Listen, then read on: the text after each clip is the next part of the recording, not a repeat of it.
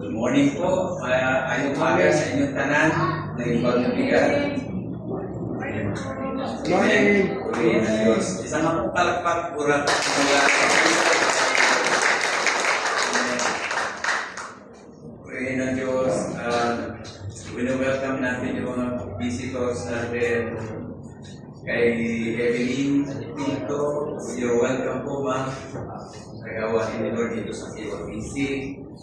And nawa, hindi ito yung una at huli, but this will be the start of your coming and in worshiping the Lord with us. Ito po sa pumantana. Kay Jeffrey, welcome. Amen. Pagdating Lord, yan po ay ako namin sa pananampalataya, galing sa Tablas Romblon. Yan. Sa inyong lahat po na nandito, salamat sa Panginoon in coming in worshiping with us, our Lord and our Savior. Praise Diyos. Ayan. Sa mga sa pamilya na wala naman sa buhay, Kating, kami pa yung kapuso na naramdaman namin ang inyong dalamhati. And we will be praying for your family. And tonight, we will be parangalan namin yung inyong nanay na pumasok. And pwede na Diyos. Now, ang mensahe po natin ngayong umaga ay love one another. Opo. Nandiyan nakalagay po ang ating topic for the month of October, Love Month. Sabi po sa John 13:34, sabi po dyan, I give you a new commandment, that you love one another, just as I have loved you, and you also have to love one another. Ulitin ko po, bagong utos ang ibinigay, ito malakas po sa atin ng Panginoon na tayo dapat magmahalan sa isa't isa, kagaya ng pagmamahal niya sa atin. Kaya tayo din po dapat magmahalan sa isa't isa. In verse 35, the next verse, by this, bakit po kailangan tayo magmahalan sa isa't isa?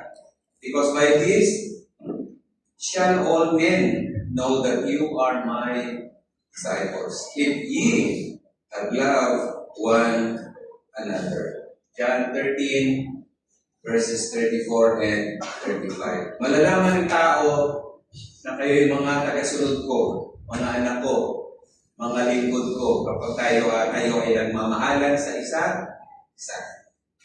Alright, yun po ang ating topic this month. At mayroon pa po, next verse, next slide. Ang sabi po dyan sa ating text, isang text lang po nawa sa buong buwan, but the fruit of the Spirit is love, joy, peace, long-suffering, kindness, goodness, faithfulness, self-control. So ito po ay bali bunga ng Espiritu. Tayo po ay nasa panahon ng banal na Espiritu na dispensation. Panahon ng Holy Spirit ang kapiling natin. Kaya kailangan ng Holy Spirit na nasa atin ay mamumunga. Pero dito po mapapansin ninyo sa teksto natin, sa Galatians chapter 5, 22 to 23, take note po natin ito, yung salitan, but the fruit, hindi yung sinabing fruits, but the fruit of the Spirit.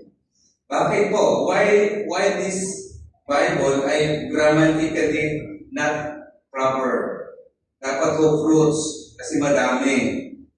Pero sinabi mo ng Biblia, hindi pwede mong magkamali ang Biblia sa panulat ni Apostol Pablo para sa mga taga-Galatia na mananampalataya, but the fruit of the Spirit.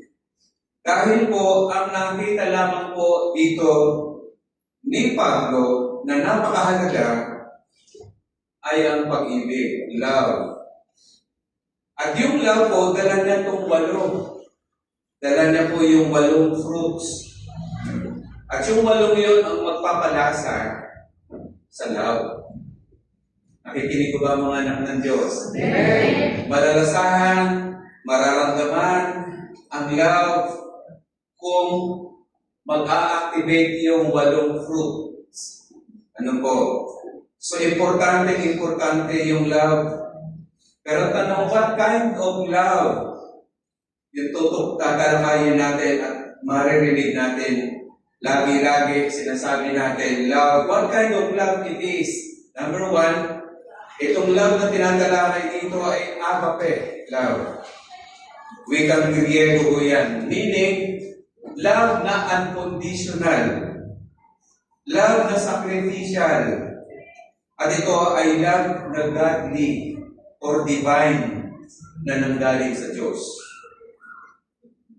Kaya ang agape love po na galing sa Diyos ang dapat ipamuhay natin sa loob ng simbahan, sa loob ng pamilya. Dahil itong love na ito ay kayang magsakripisyo. Ano po? Pangalawang klase ng love ay yung philia love. Brotherly or relatives love or deep friendship kind of love. Ano po? So philia. Nakikita niyo dyan, ang lolo mahal yung kanyang apo. Yung magulang mahal ang kanyang mga anak. Yung mga magkakapatid, ano po, related sa pamilya, they are bind with love na tinawag na philia. Yung una is agape. This one is philia. And number 3 kind of love is eros. Diyan galing yung salitang erotic or romantic or passionate kind of love. So these 3 kinds of love ay pinapa-abot sa atin ng kanyang uri. Ano po? Pero pinakamahalaga ko dito sa lahat, ang biblical na love ay yung agape, agapao. In the verb form. Ano po? Yan. So, topic natin po is to love. To love is to have patience and kindness. Sa Tagalog, ang pagmamahal, dapat may pasensya at kabutihan. Last Sunday po, Pastor Bala or my head pastor spoke about love, ano po, joy and peace. So yung love po, kailangan maramdaman may peace at may joy. Ano po? Ngayong umaga, ito po, pangalawahang mensahe, dapat ang love po ay may pasensya at may kabutihan para ito manasahan. Kaya kung meron po ditong kanta, ang kanta po ay lagi niyo naririnig itong kanta to, next slide, ang sabi dyan, oh, I love you with the love of the Lord. Yes, I love you with the love of the Lord. I can see in you the glory of my King. Yes, I love you with the love of the Lord. Tagalog, oh, mahal kita sa Panginoon. Wala makalang to, wala. Oh, mahal kita sa Panginoon. Nakikita ko sa'yo, kaluwalhatian niya. Oh, mahal kita sa Panginoon. Take note po natin yung I can see in you the glory of my King. Nakikita ko sa iyo ang kaluwalhatian ng aming Panginoon. So, yung love, ano po dito sa awiting ito, ay importante. Ano po, mahal kita sa Panginoon. At makikita ko sa iyo ang kaluwalhatian ng Diyos. Andiyan ba kayo? Amen. At binabati mo natin sila pagka tayo nakikita, nagkatama yan. Ano po? Ina-express natin yung pagmamahal. At sinasabi natin, mahal kita, kapatid. At kapag sinabi mo yung dapat, ipakita mo yung ano po, kaluwalhatian at glory ng ating Panginoon. At siya din na kinakamusta mo makikita sa iyo ang kaluwalhatian din ng Panginoon. Amen. Nandiyan mo ba kayo? Amen. Palagpakan nga po natin ang Panginoon.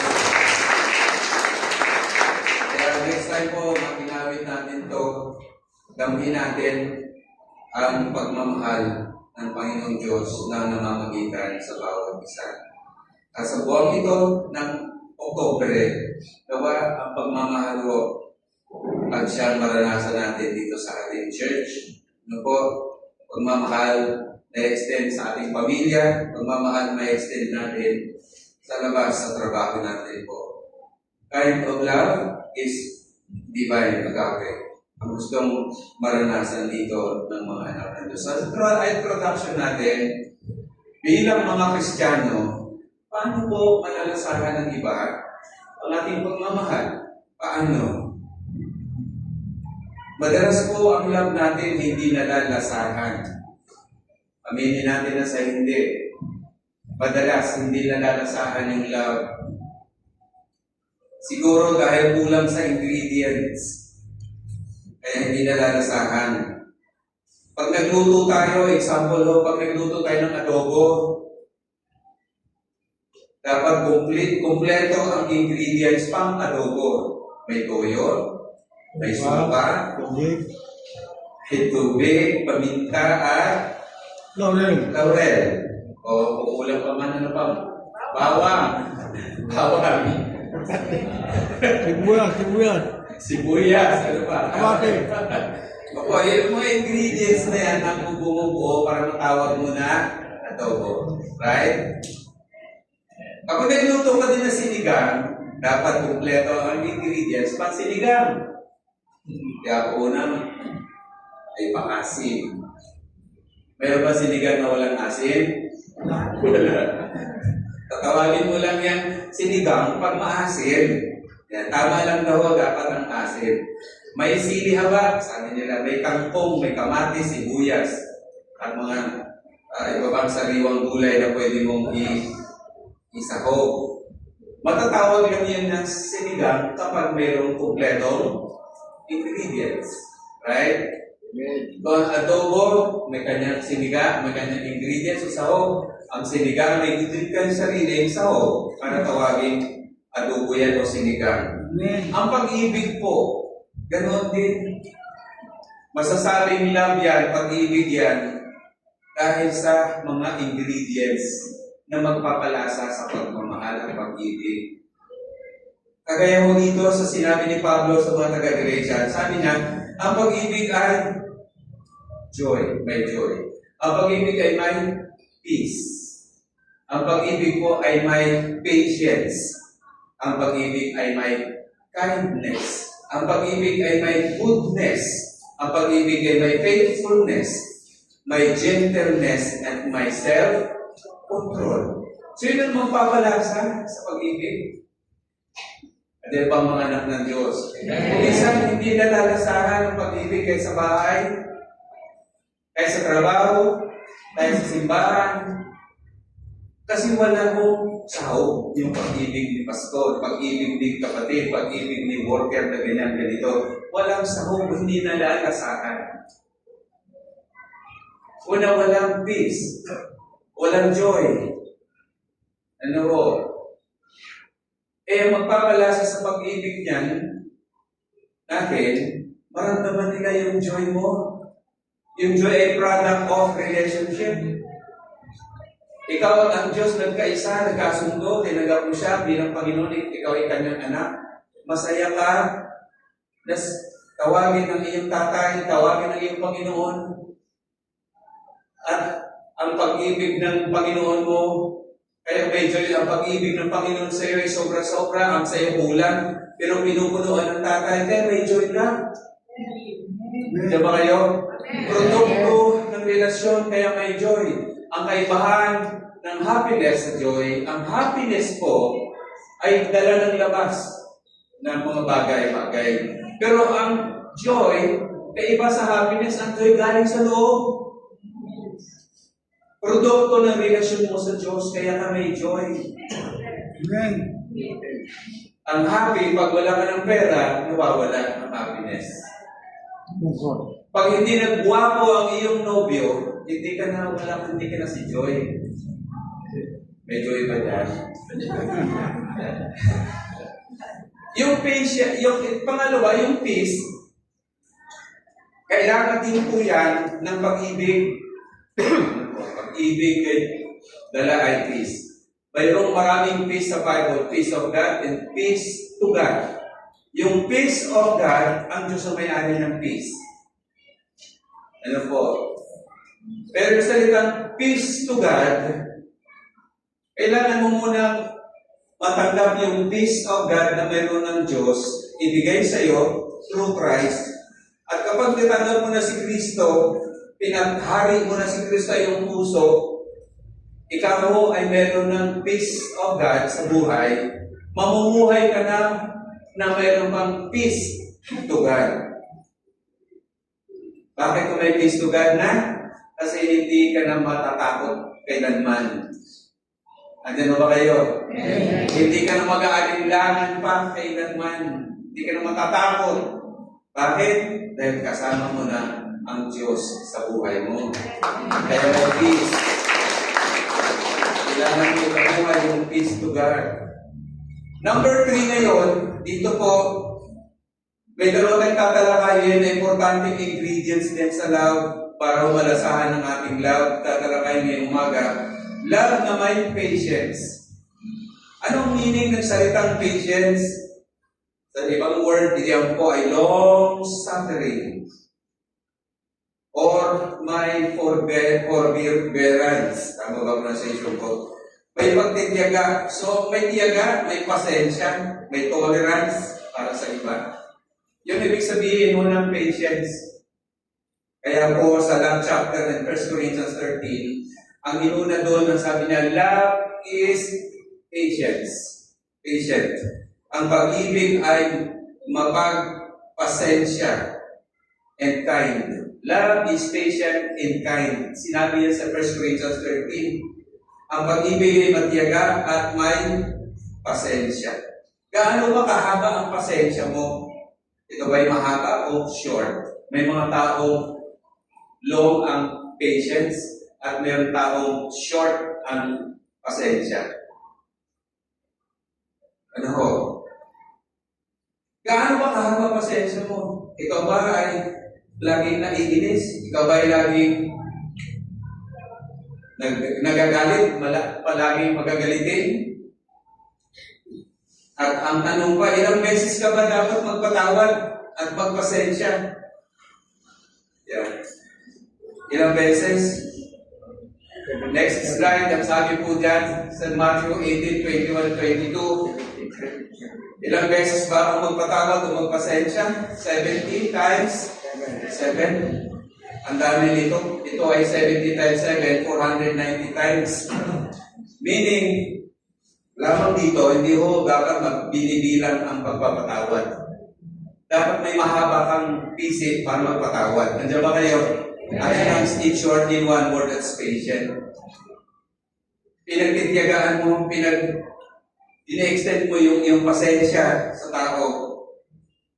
Yung unlimited na pasensya. Unlimited na tolerance.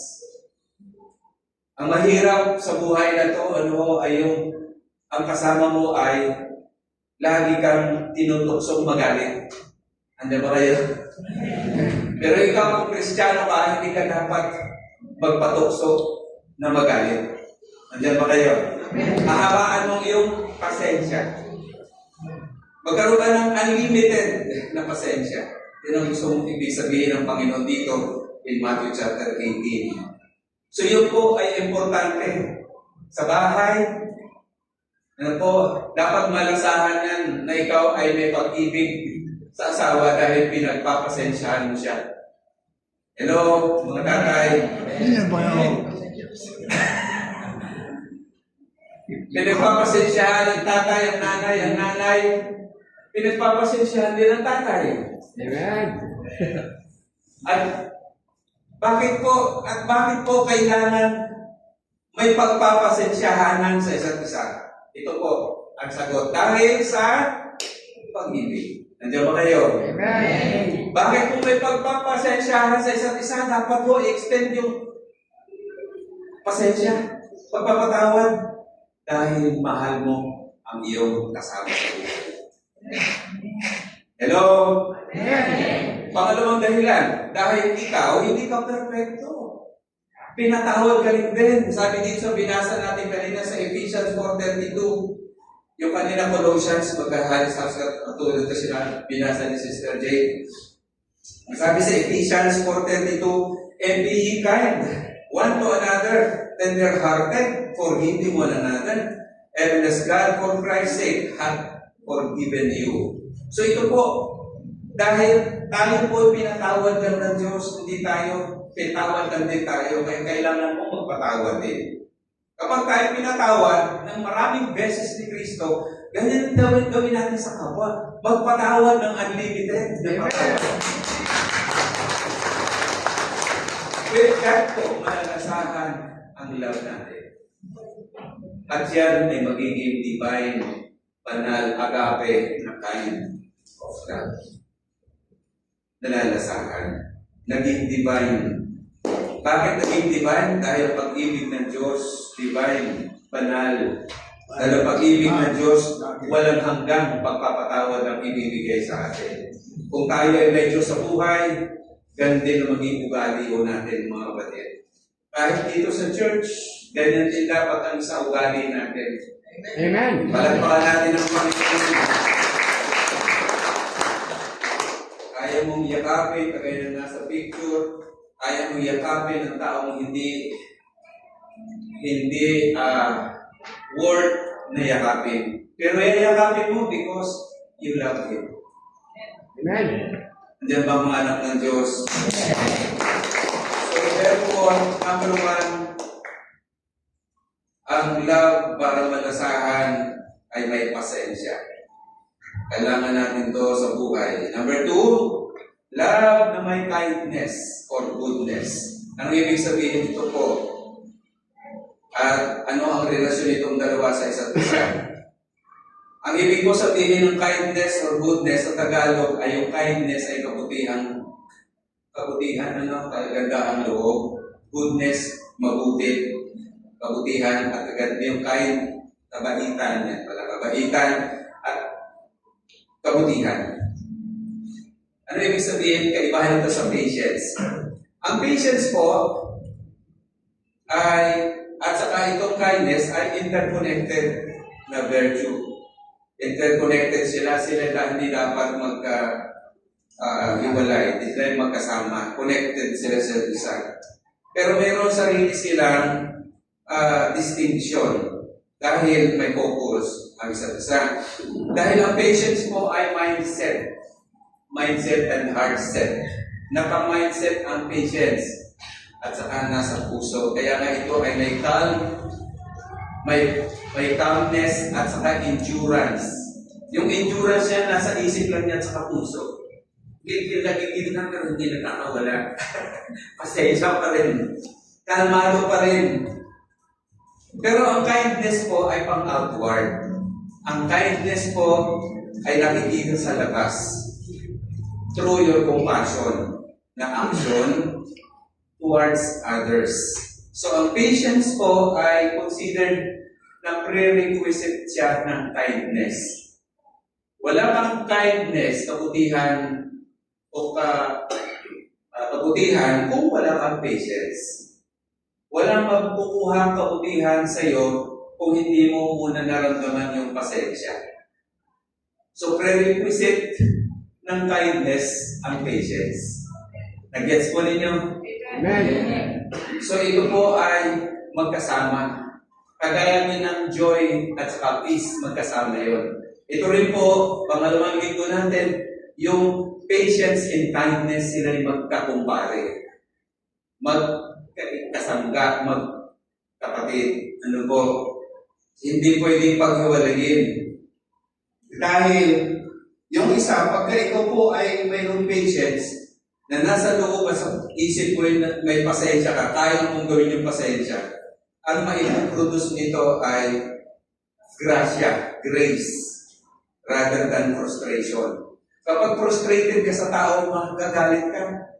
Diyan ba kayo? Amen. Pag frustrated ka sa tao, kaiinisan mo siya. Pero wala dapat yun sa tao may patience at may kindness.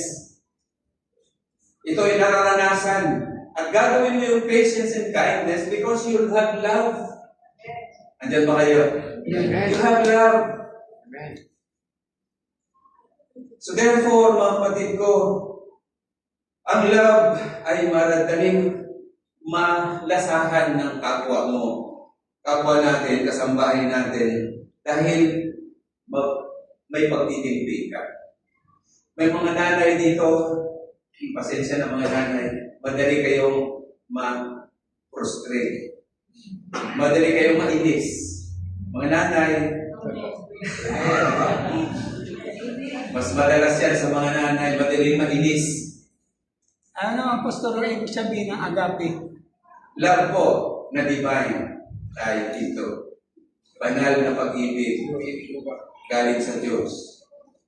So therefore, kapag ang nanay po ay may ganito, madaling ma-frustrate. Palitan na lang natin yung frustration ng grace. Nandiyan ba kayo? Amen. Gracefully, i-respond mo kung inis-inis yung asawa mo. Palitan mo na graceful na sagot. Nandiyan ba kayo? Palakpakan natin ang Panginoon.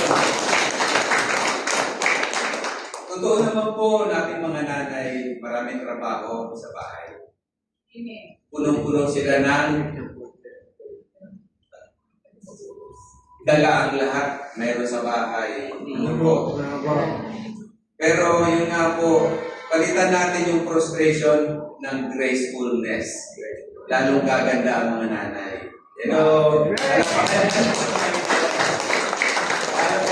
sila pag may gracefulness sa way they speak, the way they act. At kami mga tatay, yayakapin na lang namin kayo. Amen. Amen. Huwag ninyong daanin sa ganyan kasi Tukutin. bilis sila. Parang malay. Tukutin. Hindi tukutin. Machine gun ba? Machine gun. Kaya po, ang relasyon po hindi tumatagal is because kulang, hindi nalasahan ng pagmamahalan. Tukutin. Yan po ba kayo? Kulang. Ang sabi ng mga tatay, ay ayaw ko na umuwi dahil pagdating ko sa bahay, mayroong armalite. Tukutin. Kaya uuwi siya, kaya umuwi lasing. Naglalasing. Bakit? Kasi walang grace. Alam siyang graceful na asawang masasalubong. Pero pagdating ng asawa sa trabaho, handa na yung pagtatanggal ng sapatos. That's slavery. Slavery. Opo, example lang po yun. Everything that the husband wanted to come home dahil meron siyang asawang maganda at mabait. Amen. Palakpakan natin si Lord. Nalalasahan yung pag-ibig. Hindi napupulaan. At ito po ay magiging kaugalian na natin na ang pag-ibig po at pasensya ay mayroon sa bahay. Amen. Yan. Tingnan po natin yung next picture. At pagiging mabuti at pagiging mabait. Ito po pang outward na nakikita sa labas. Pero itong paggawa mo ng kabutihan at kabaitan, ito po yung walang iniintay na tulong dapat. Tamo po ninyo itong pilay, tinutulungan siya mga laban ng isang tao. Kaya hanggang makarating doon sa terminal ng tricycle o ng jeep para makasakay. Maaaring itong tao ay nagbigay ng pagkain o kape sa isang dukha. Hindi niya inaasahang babalikan siya niyan. So ito po, sabi niya, be kind to every kind, not just mankind. Sabi ni Anthony Douglas Williams, sabi ko niya yan. So yan po, ang kabaitan at kabutihan ay kusang lalabas yan sa ating puso para tulungan ng iba na walang iniintay na kapatid. Nandiyan ba kayo? Amen. Kahapon after Bible study kami sa Jade, may Dorcas kami na nakasama. Nabigay po Amen. Kilala niyo si Dorcas, si Tabitha, atin kayo ng Bible study namin. Twins. Ayan. Hindi po siya ng Panginoon namigay. Kasi si Dorcas, doon sa chapter 9, verses 34-43 ng Acts, siya'y namatay. Pero nung siya namatay, iniyakan siya ng mga kababayan niya kasi napakabait niya, mapagbigay siya, matulungin. At nung mamatay siya, naghabulhol ang lahat ng mga kababaihan. Suot-suot yung mga balakal na gawa-gawa at bigay ni Tabitha. Pero tinawag si Pedro, pinagdasal si Tabitha. Ano po? Ni Pedro, lumuhod, umarap sa Diyos si Pedro. Pagkatapos hinarap niya si Tabitha na patay na, tinutusan, Tabitha, tumayo ka. Alam mo niya nangyari? Nabuhay ang patay. Amen.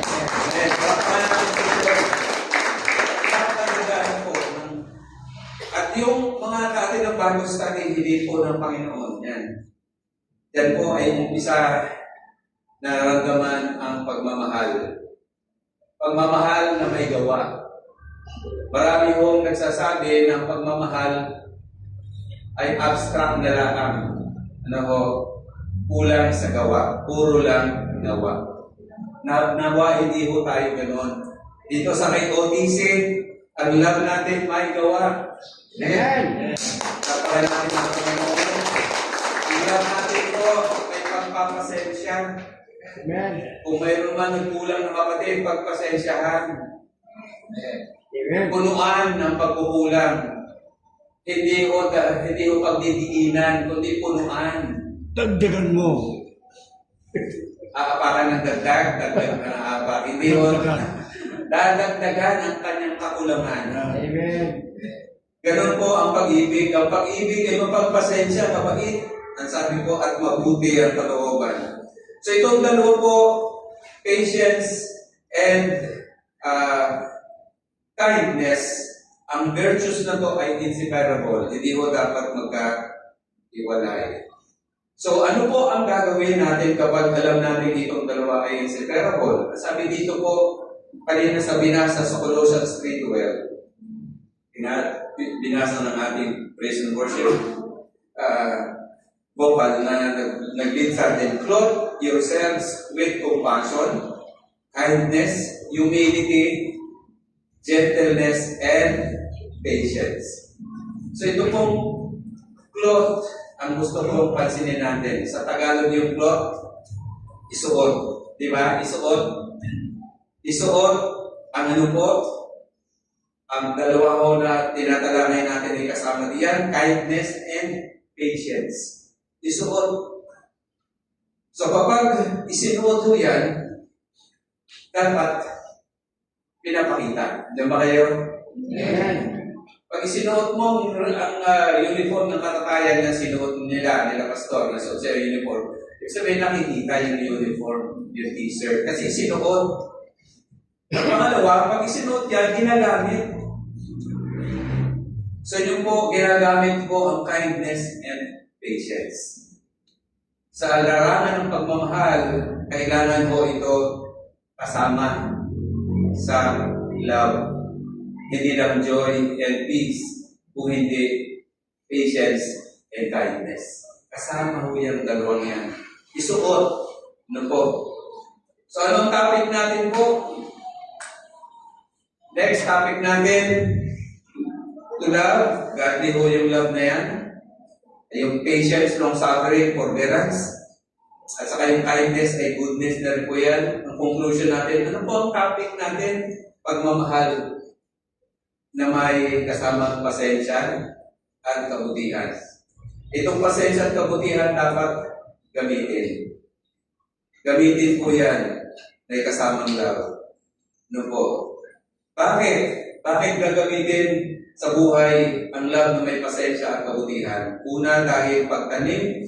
Pag nagtanim tayo ng pagmamahal na may pasensya at kabutihan, ahasa tayo ng pag-ani. Kung may tananim kang love, kasama may pasensya at kabutihan, aani ka rin ng love na may pagmamahal. Andiyan ba kayo? Kapag nagtanim ka, aani ka. Pangalawa, pag isinuot mo ang damit na may pagmamahal kasama ang pasensya at kabutihan araw-araw, ano ang resulta po? Makikita na tayo ay totoong disipulo at tagasunod ni Kristo. Makikita na tayo tagasunod ni Kristo. Yan sabi ang kanina sa binasa natin, ano po? Negative na mga tanong. Bakit nawawala ang mga members sa isang church na instead na dumami sa simbahan? Bakit sila nawawala? Bakit ang mga kapitbahay na iniimbita natin ayaw sumama sa atin papunta dito sa KOTC? Dahil walang nararamdaman pag-ibig. Aminin natin ito sa hindi. Walang nararamdaman silang pagmamahal pag sila'y nandito sa loob. Ano po? Walang pagmamalasakit. Lahat nakikitaan ng mga sarili. Hindi natuturuan. Halos lahat tampuhin pa rin. Ano ba kayo? Sabi mo, negative po ito, pero dapat natin marinig ito. Bakit hindi tayo kahit invite bago sa namin sa paligid? Ayaw pa rin ng mga tao pumuntas at sundan tayo. Dahil tayo mismo kulang sa pagmamahal. Hindi nakikitaan ng bunga ng pagmamahal. Pero kapag nakitaan tayo nila, sila po saan pupunta. Pag nakitaan tayo na tayo may malasakit, tayo may joy, may peace na naglilingkod sa Diyos, pag nakitaan nila tayo ay mayroong patience at mayroong goodness, bakit kaya si kapatid na rito ay ganyan sila kasaya kahit walang pera? Bakit kaya si gano'n ay ganito? Hahanapin nila yung buhay na meron ka at sila po ang lalapit sa Panginoon. Why? Nakikita nila ang love. Yan. Dahil walang pasensyahan, walang gustong gumawa ng kabutihan, kaya ang tao umiiwas.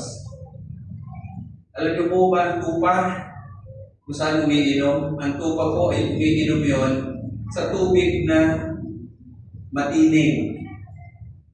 Ibig sabihin ng matining, yung quiet water. Hindi ang tupa umiinom sa maagos. Hindi. Bakit? Kasi yung umaagos, maingay. Ayaw ng tupa uminom sa maingay.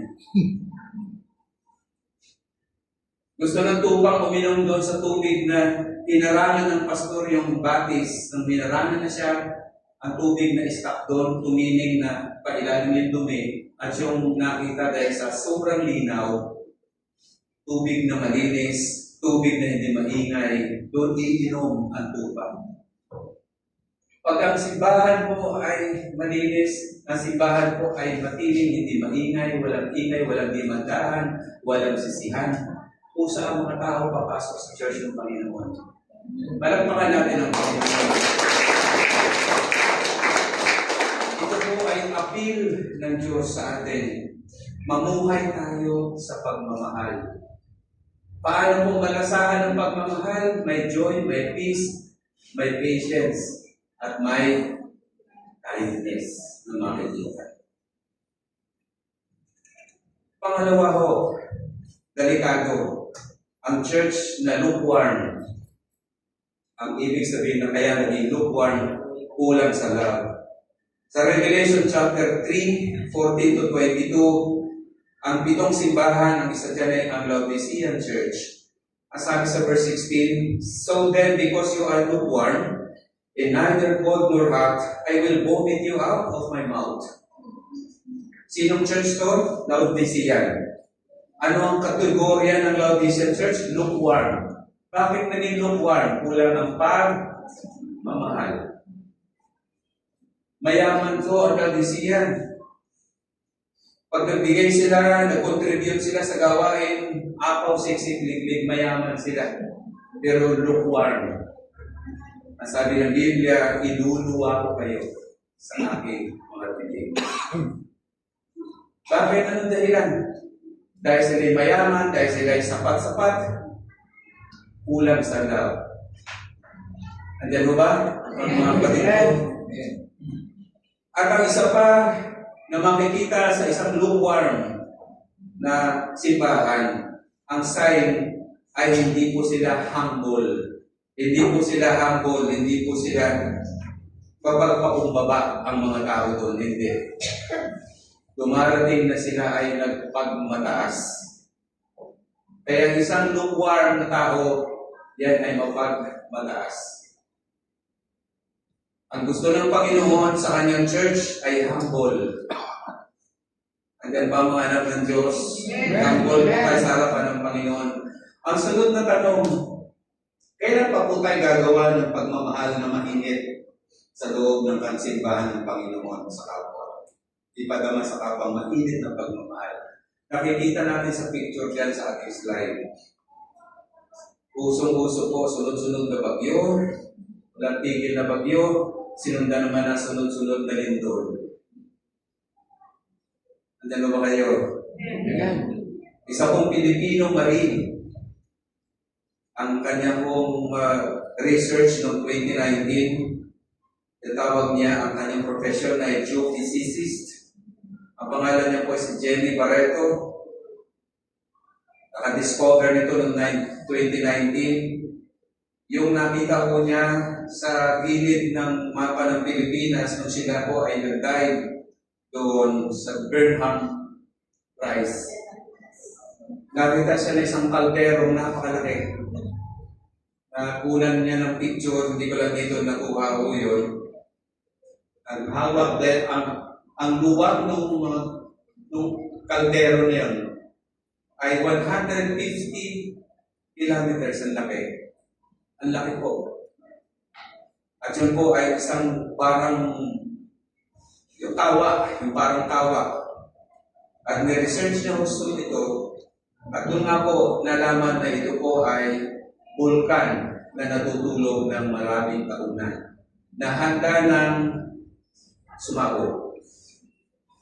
Dahil ang Pilipinas po ay nasa Ring of Fire tayo, Pacific Ring of Fire, na nakapaikot sa buong hanggang sa North America.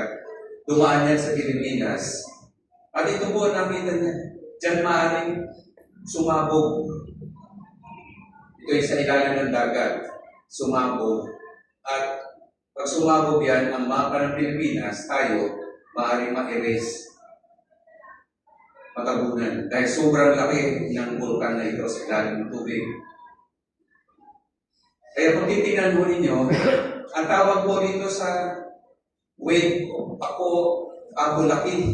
Tama ba yan? Ako laki, tawag ko, ako laki. Parang Ilocano no? Ako, tapos laki.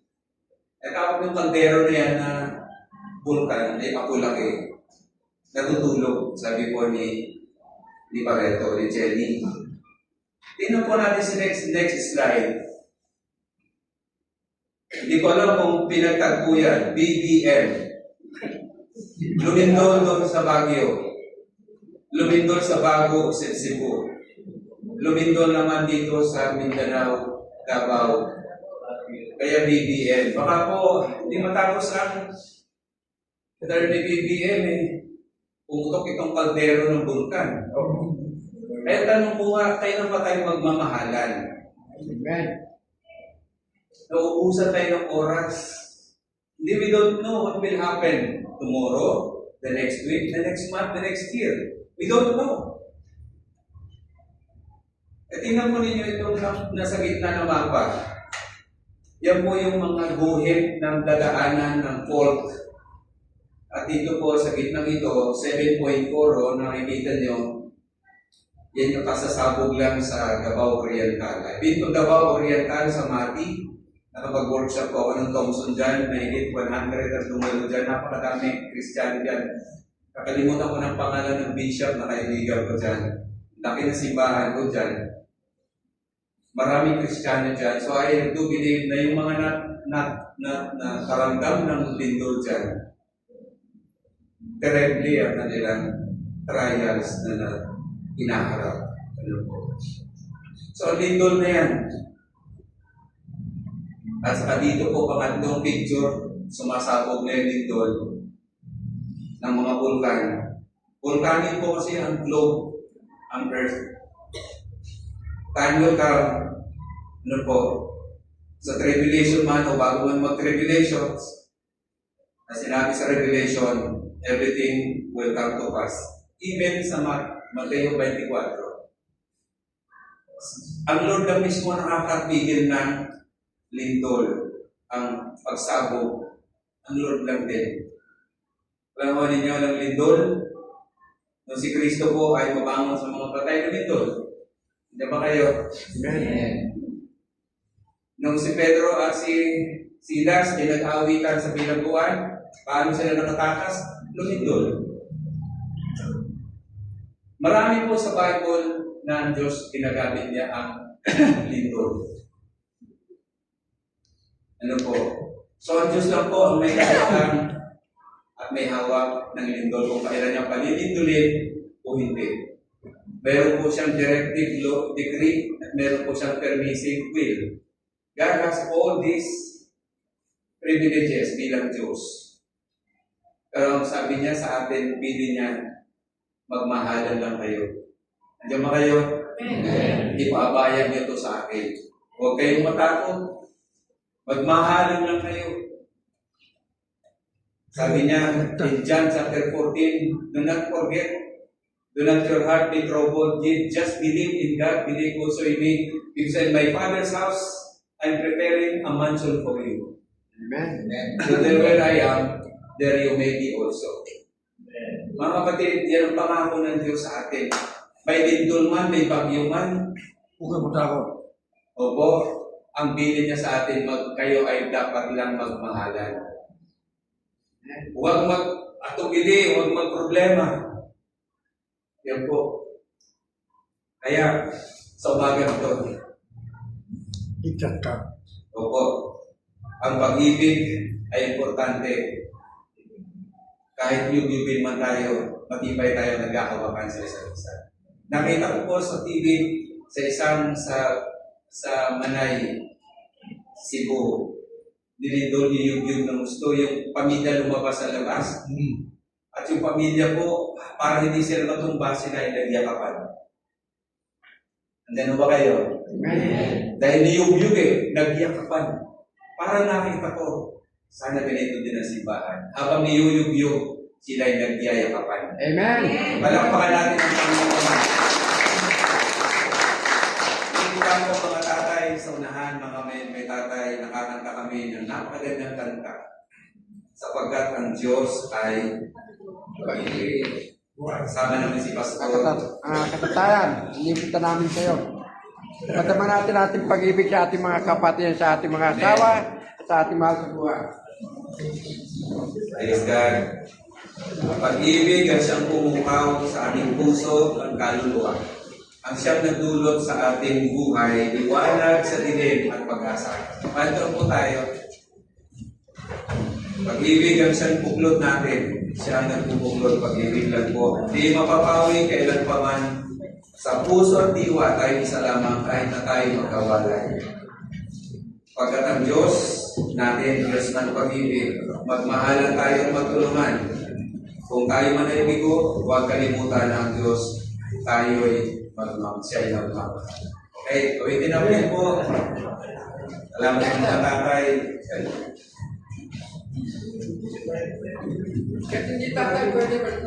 Sunod po ngayon.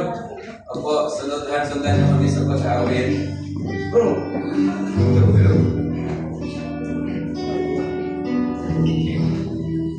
Sabi natin ang mensahe ng aming ito, pag-ibig, pagkat ang Diyos ay pag-ibig.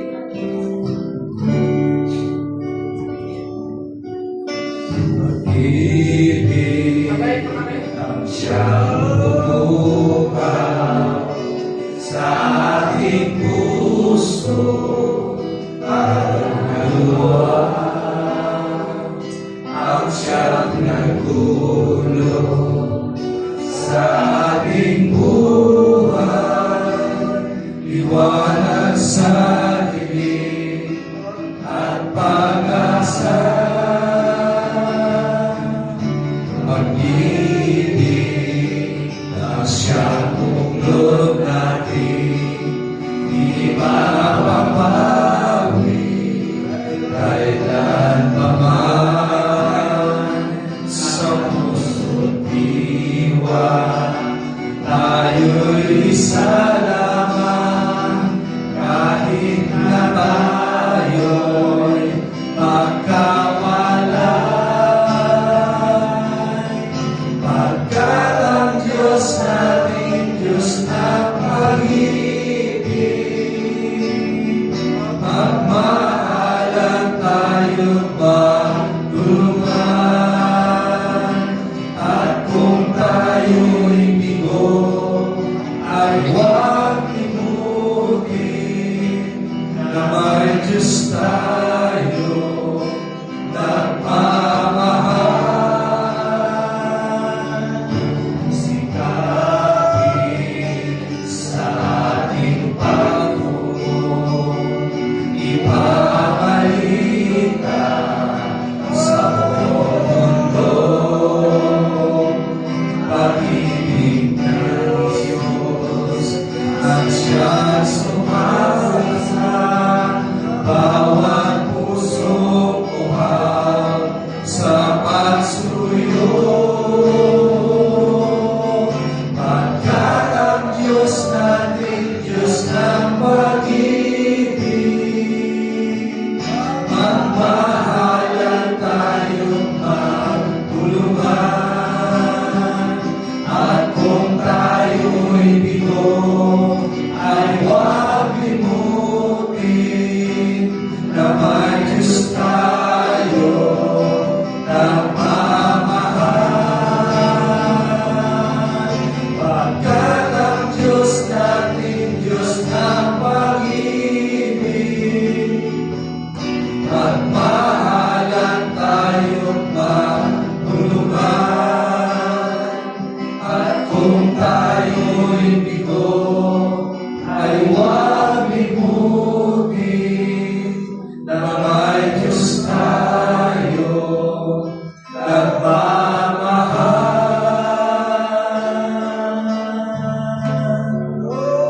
Diyos ay pag-ibig.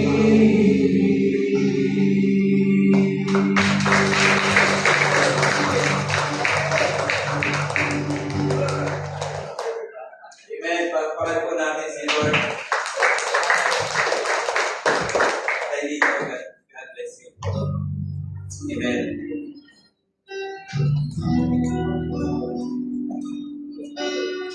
Salamat po. Naramdaman namin yung pagmamahal nating lahat, yung pag-ibig na kagabi, na love mula sa Diyos.